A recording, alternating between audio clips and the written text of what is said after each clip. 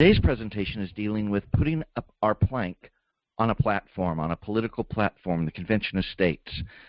So we want to talk about three different areas. Why bother with an effort to place a pro-Convention of States plank on a party platform? What is the process? We're going to spend a lot of time there. The process getting a plank on the platform. And what other and maybe unexpected benefits should you expect from this type of effort? So why bother with an effort to place this plank on a platform? A platform plank reflects the will of the grassroots, and the platform in general reflects the entire will. It's something that's built up over time, something which people gathered together will fight for.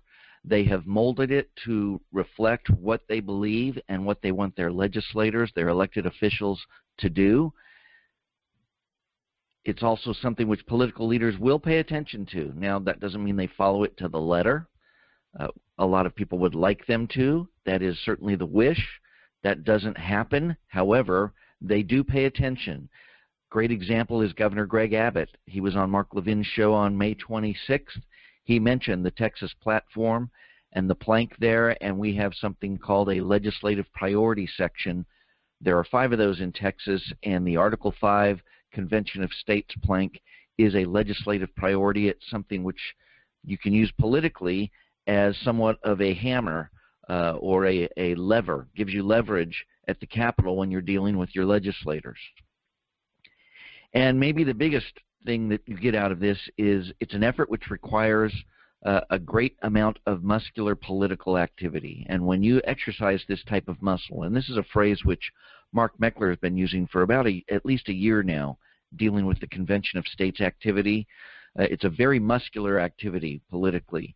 And when you exercise this type of political muscle, you end up building political capital, something that you can spend and you can, again, leverage with your legislators, leverage at the Capitol, and it's something you can leverage with other groups you're going to be working with, political parties, any of the coalitions groups that we work with.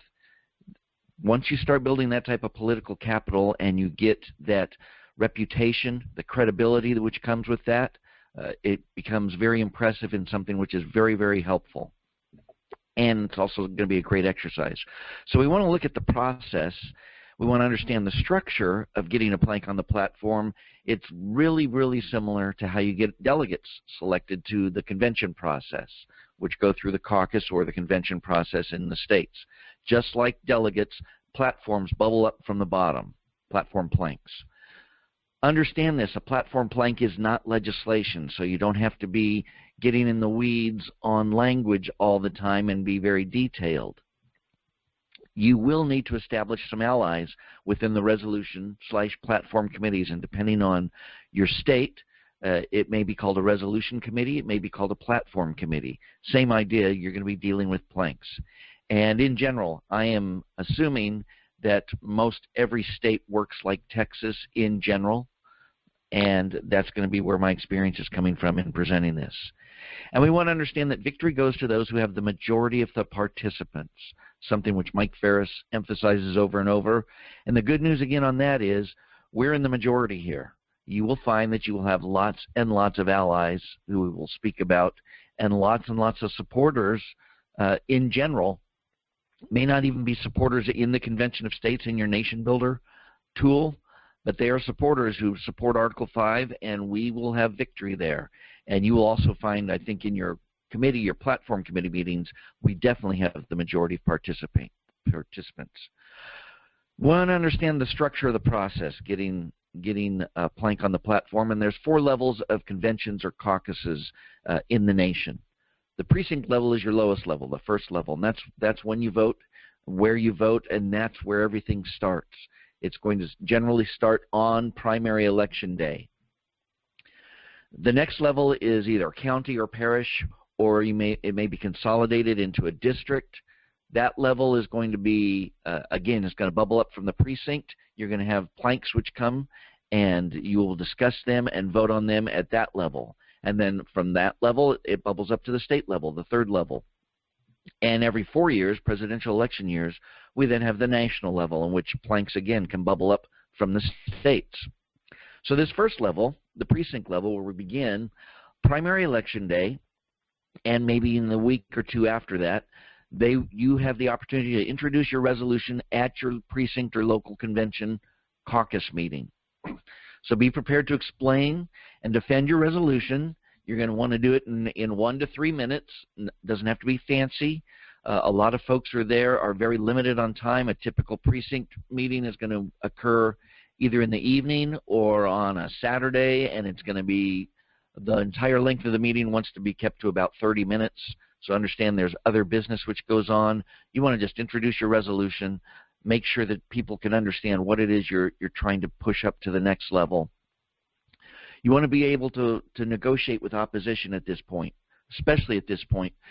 Give the argument that you want a fair hearing by a larger group of people, even if someone is opposed to this in general, and you may have to agree to do that with something of theirs. It may even be something which is contrary to Article 5, something which opposes an Article 5 or a constitutional convention.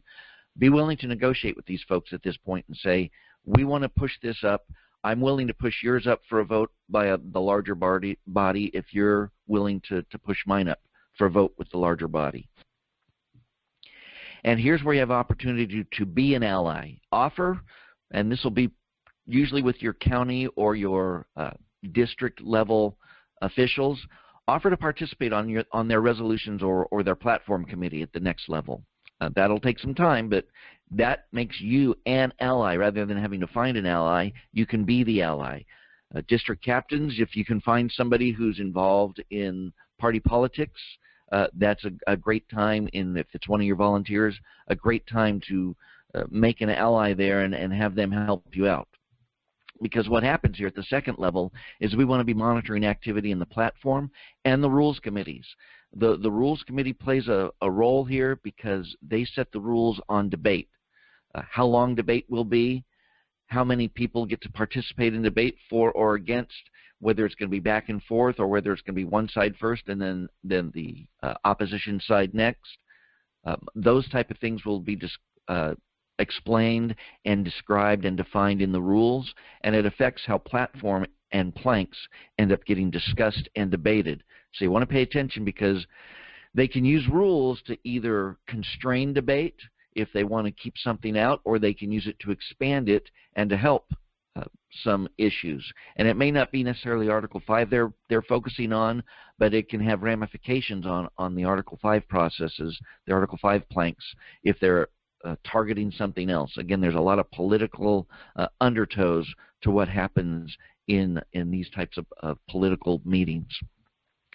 These committees, the platform and rules committees, will meet prior to the full convention, even at the county and district level. So you're going to have to be prepared to spend some time working either with or in these committees. You're going to be wanting to recruit volunteers to bring testimony before this platform committee. And again, it's going to meet before the actual big meeting.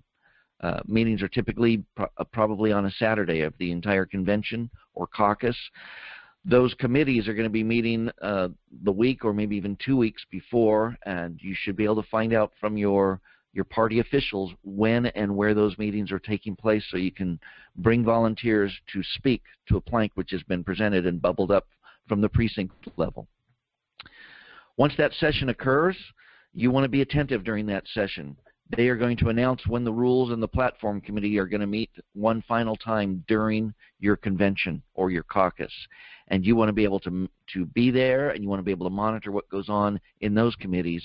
And of course, you want to send volunteers to testify before that final platform committee meeting, once again to emphasize the support that the plank has and to articulate what that plank means. And when the whole convention convenes again, you want to listen to that rules report and find out if anything has happened which might affect the floor debate and to understand the rules for the floor debate. You want to be on the good side of the monitor, the person who is actually moderating the entire convention, the person who is the chair of the convention. Typically it's a party chair already, so somebody who knows how to run one of these meetings by either Robert's Rules of Orders or possibly Mason's Rules, but typically Robert's Rules of Order are used in these lower level conventions. Always be prepared at that point for a floor fight regarding your plank or resolution. It may not happen, depending on where you're at, or it may happen. So have your witnesses, your supporters, and your volunteers ready and prepared to testify before the entire convention or caucus. Find out the people who are willing and people maybe who are the best at doing this, because you will be limited, again, by those rules. You're probably going to be limited to having 2 or 3 people speak at the most on your plank. And be careful but shrewd in regards to the exact wording of your resolution. It's not legislation. Don't panic if something needs to get changed, as long as the principle is remaining the same for the Article 5 plank. It doesn't have to be worded the way that the resolution is. But you also don't want something added in which changes the meaning or brings conflict to what you're trying to do. The third level, the state level, it's the same general process as the previous level was. It looks the same structurally. It's just going to be more intense, more people involved. Here's where we want to emphasize that the work you do before the convention or caucus begins is the real heavy lifting. This is where you're going to be able to put a plank on the report that goes to the full convention, and it's easier to defend a plank that's already there than it is to try to insert one or amend something during a convention floor debate. You're going to want to find the appropriate subcommittee or subcommittees, and it's probably going to be some type of federalism type of committee where you are going to be presenting your testimony, where your resolution is going to be heard, where it's going to be discussed and debated by typically a subcommittee, probably about 5 people involved in that. You want to find out who's on there, where they're meeting, and when they're meeting. You want to monitor rules and platform committees again. Now understand, at this point, not just are they meeting ahead of time, they're meeting for full day sessions, and it's 2 or 3 days typically before the convention begins. I'm going to use the Texas example. We meet from a Thursday to Saturday full convention. Those committees begin on Monday.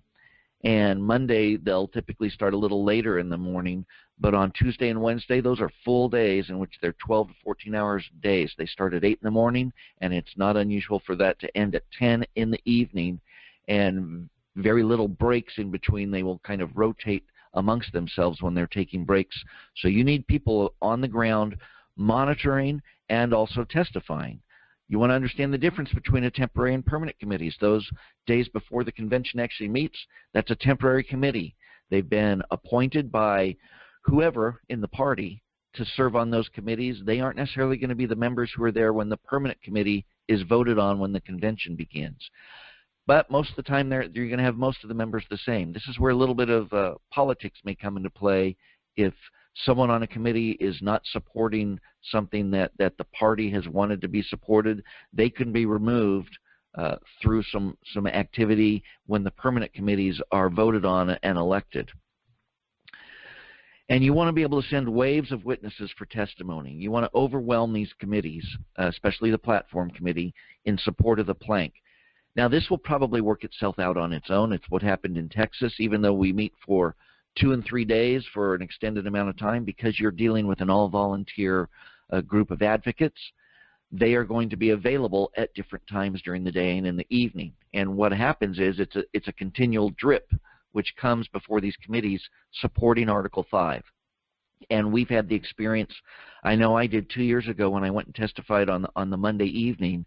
When I got up to give my testimony for Article 5, one of the members of the subcommittee, somebody who opposes us but is still a good guy, he said, not another Article 5 person. And this is the type of thing you want to have happen, in which you're overwhelming them. They're hearing it over and over again at different times of the day. You don't want to force yourself into a constraint in which everybody get together at 1 o'clock and we're going to send 10 people in a row. Don't worry about that. You really want the continual reminder that Article 5 is on a lot of people's minds throughout the entire process, the 2 or 3 days that they meet.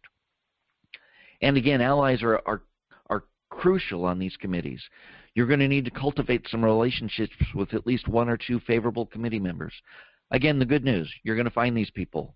They are out there in every state, I'm confident, that you will find people who are very supportive of the Convention of States project, and you need to build a relationship so that you can get some inside scoop from these folks when they are not meeting, right? When they either before their time of preparation, when they're on some type of break, if you need to feed them some information, give them help. They're going to be the people who are going to be defending the plank once the committee is voting and debating and voting, because at that point, you don't have a say. Be prepared for any political subterfuge and have your supporters ready to respond. Now, a couple things that can mean. Your committees, there may be committees that get stacked against you. We found that in Texas this year. The full committee was populated with a lot of people who were very strong on nullification. And they understood the importance of the Article 5 resolution, but they really wanted to push the idea of nullification as well. And we wanted to keep those ideas completely separate as planks. And have your supporters ready to respond if something occurs. Again, this is something that happened to us. As Governor Abbott pointed out, he's very happy that we have a legislative priority. There is a separate legislative priority committee which put us in as one of the top 5, and then on Wednesday evening, the evening before the convention started, we found out that our legislative priority was replaced by another issue. And so we got to the convention on Thursday and realized that we had a fight ahead of us when the permanent committee was going to meet, because we needed to get that put back as a legislative priority, which meant somebody was going to be unhappy because we were going to bump somebody else's priority. But you have to be ready to respond, and what we did here in Texas ahead of time, we knew that communication was going to be important for several different things in participating at the convention, but certainly for the platform fight itself. We went ahead and we built a completely new Slack team. So not a channel within your Slack communication that you use at the state level. This is a completely brand new stand-up team that you can build using Slack just for the convention, and this was for anybody who was involved in the convention. So you don't have to be concerned about vetting people for if they are ready and to understand state strategies, because they're not on that Slack team. They're going to be on a team in which we need you here to do this, we need somebody here to do that, we need people at the booth if you've got a booth, but this was really especially for platform issues, and we used this very effectively that Thursday, in which we needed to get people to the committee room to testify before the permanent committee. Speaking of the permanent committee, they're going to meet and hear testimony just once, most likely, and it's going to be a very, very constrained time frame. Here in Texas, that was 45 minutes total for testimony. You're going to get probably 2 minutes per person. So get your witnesses there, get your supporters there early. Everybody who is part of the Convention of States, have them sign up. You can always proxy and have somebody stand up and say, I'm going to have this person stand in and speak and take my time. Do that so that you can block your opposition. That's a strategy you want to use. As I said, we had to fight for that legislative priority position. We ended up with the 45 minutes of testimony. We had 14 people give testimony, plus 2 legislators, and we only had 1.5 testimonies in opposition. Now, there were a few other things that were testimonies for other issues. One person got very, very frustrated as he spoke, and he's a leader in the Republican Party here in Texas. Very frustrated when he said, enough of this Article 5 stuff. We get it already. Well, that's the point. We want to overwhelm again, and we want to be able to control the debate, and when you have the numbers, you can do that. And once again, be prepared for a floor fight. Once it gets past the committee and it's on the permanent report that goes to the entire floor for a vote, have your volunteers and witnesses ready at every microphone just in case. 2 times in a row we've been ready, and 2 times in a row here in Texas, 2014, 2016, we have not had to defend from the microphone. Sometimes time just runs out, and there's a lot of other issues which get discussed. But you may have a fight. So make sure you have people placed, and again, remember the rules as to how many people are going to speak. Here in Texas, we had 4 microphones. We had at least 2 volunteers in place in front of each microphone, just in case how things played out from the chair recognizing whichever microphone and who was going to get to speak. Leads us to the 4th level. National level only occurs in presidential elections. Again, same general process, so we're not going to go through that. Just some encouragement for you. Texas is going to be sending some allies to Cleveland. And by that, of course, we mean that we have not only people who are delegates, but people who are probably going to be serving on some committees who are allies of Article 5 and of the Convention of States, because expect a push there in Cleveland at the national level in the Republican Party to insert an Article 5 plank on the national platform. This is a result of all the hard work our supporters around the nation have been doing in the different states. We know Colorado has passed, and Maine has passed a plank, and I know there are several others who have passed planks. These are all starting to bubble up. That gets enough attention when you have even a handful. That gets enough attention to warrant consideration for a plank at the national level, and we can have a fight there. And we think we're sending a pretty good advocate from Texas. The leader of our delegation is Governor Abbott, and of course he is big time on board in supporting the Convention of States project. So remember, just another reminder that it's not legislation, and I'll give you an example from 2014. Here was our initial resolution that we presented at the precinct level. I'm not going to read it out loud because it reads real similar to our 3 points of our legislation. You know, we want to call for our legislators to pass a resolution which imposes fiscal restraints, limits the power and jurisdiction of the federal government, limits terms of office for officials and members of Congress. You know, if we got a plank that said that, we'd be ecstatic because that represents exactly what we want the legislature to pass. But here's what actually ended up happening in the final version of the resolution of the plank at the state level in Texas. And I'm going to read it in case you're only listening to this and not seeing the slides. Article 5 Convention. Under no circumstances shall the Bill of Rights, the first 10 constitutional amendments, be changed in any manner. We urge the Texas state legislators to take the lead in calling for an Article 5 amending convention of states for the specific purpose of reining in the power of the federal government.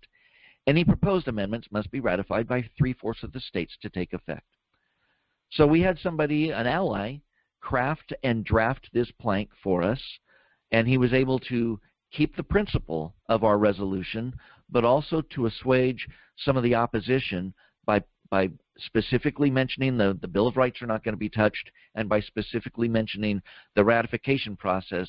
Don't worry, they're not going to change that. It's still going to take 3/4 of the states for an amendment to be ratified. So that's very helpful. Don't panic if your resolution gets changed, if your plank gets changed to that level, as long as it maintains the principle of what you're trying to push forward. Now, a fight we had here in Texas, again this year, as I mentioned, the platform committee was stacked with a lot of nullification folks. When they realized that they weren't going to be able to get the Article 5 plank out, they wanted to propose amendments to it which said, and basically we want to consider nullification also. And we fought to say, no, you were basically muddying the waters of the principle. We want to speak to Article 5. Now, if you want to put a nullification plank in, that's a separate plank, and in fact, we have one of those in the Texas platform, but it's not muddied up with ours. You're going to have some other strategy decisions to make while you're there. If there's an opposing plank that currently exists, do you try to remove it? For example, we have one here in Texas, and you may have one in your state. A constitutional convention. We strongly oppose any constitutional convention to rewrite the United States Constitution, and there's a specific plank they want to have, or a specific resolution they want to have rescinded that they mention. We made a determination 2 years ago, 2014, to not worry about this plank or to fight it, because that they specify what they mean by the phrase constitutional convention, meaning to rewrite the U.S. Constitution. Well, we support opposition to rewriting the Constitution, so we went ahead and said we weren't going to touch that, even though we think it really adds some misinformation and confusion to the discussion of an Article 5 plank. We decided to leave that alone, and even again here in 2016, we basically decided to leave it alone. We weren't ready to have that fight. Now, that may change 2 years from now, depending on where we're at with Convention of States, but at this point the strategy was, as long as it's something which is that specified and we can go ahead and support in good conscience, we aren't going to go ahead and have that fight. We're going to wrap it up with some of the unexpected benefits you can expect from this type of effort. Your team is going to gain experience. I mentioned a little bit about what happens. You have to be able to adapt your strategy and your tactics very quickly. Unlike a legislative session, which extends for weeks and months. And even in Texas, even though it's 140 days and seems very fast, you at least have time to react. When you're at the convention process, you're talking about a compression of at best days, but often it's just hours and minutes where you have to respond. That is why we had our preparation of having a Slack communication tool specifically for the convention, so that we could communicate with everybody involved right away, and they could all see that message, or they were next to someone who saw the message, and we could get our team members to respond. You're going to get lots of opportunity to provide concise testimony in front of an audience.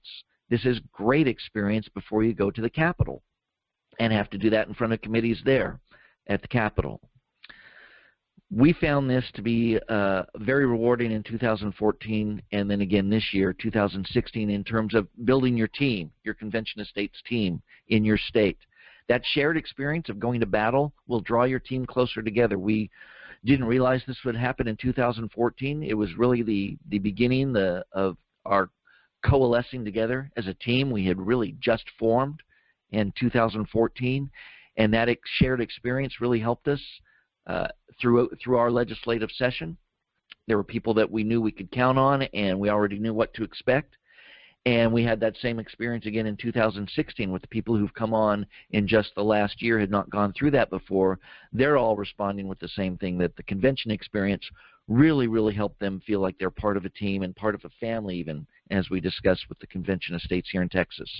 And finally, very unexpected, especially this year in 2016, you build political influence in your state. And I want to call that, you build capital that you can use at the Capitol. So your political capital is something you're going to be able to spend at the Capitol and with your legislators.